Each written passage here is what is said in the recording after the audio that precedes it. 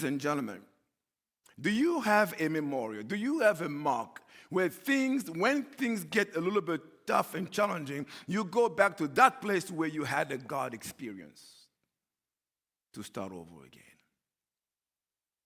Years ago, growing up, I remember there's in South Africa, in fact, Cape Town to be more specific, we used to go to the mountain. Table Mountain had, in fact, it's a huge mountain, one of the landmarks in Cape Town. But at the bottom hill of that, there's a different platform or plateaus where you can hike and get up there and pray. A lot of people love to go to pray in the mountains, and I was one of them.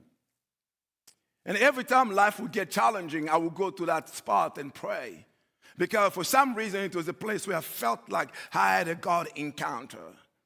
I would always go back, praying first, and go back to the mountain.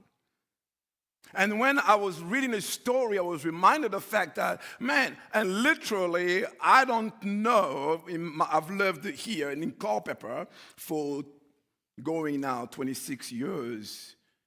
I haven't yet picked a spot where I feel like, man, because the house that I was living in, the townhome right next to Walmart, I can't go into that house and say, can I come in here because I have met God here? Can you give me 5 minutes, maybe 1 hour when I pray in this room? They won't let me do that. They'll be like, who is this crazy guy? Want to come into this back room because he said he met God here?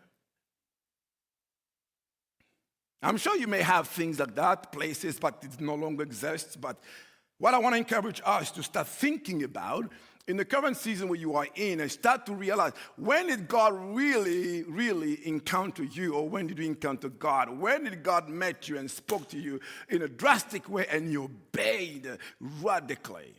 Maybe you need to go back to that place if you start to feel lukewarm. Go back to that place and reignite, rekindle your passion. So Abram went back to that tent that he pitched. And then the Bible says he called on whom?